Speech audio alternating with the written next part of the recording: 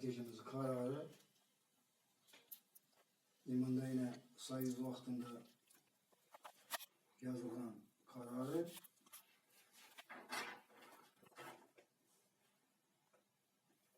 yine sayız vaktinde hüccet kılınan 4 xana bir ibaret 4 xanadan deb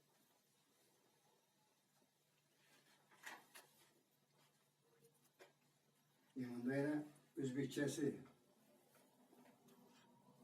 63. yılda kurulgan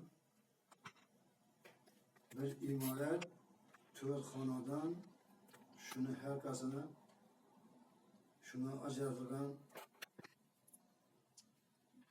yer meydanına ajratılgan kvadrat metrine yazılgan şu 4 xanadan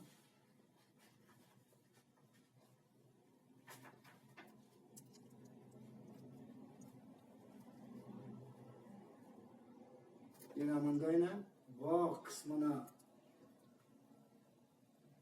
beni yaşap oturan imaretimi yani Rüstem Prokuror ailesi bilen yaşap oturup bu kısmına koşumçakhana saldırıp ne için? Biz yani 4 hocalıkımız 4 xanadan verdi. 4 xanadandan hükümetin birisine garaj salıp vermegen şu kateje garaj salınmagan. Ne için? Meni bağımdağı imalatini garajı ba dep 63. yılda salıngan dep bana cevap verip oturttu.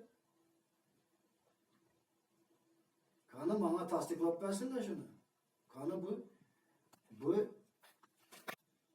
katejni bir imarası bulup salıngan katej Şavat Tomanımızda 2 yerde var. 2 yerde var. İkisinden bir xili planda. Ne için algını bir işe bölüp koymadılar? 6'a bölüp satmadılar. Ya 8'e bölüp satmadılar. Ne için mezhepte şahıslara, sotlarına, prokurorlarına, hakimlerine, neçelik miliselerine belirgen katejlerini ne için bu ağını bölüp başka bir satmıyorsan prezident?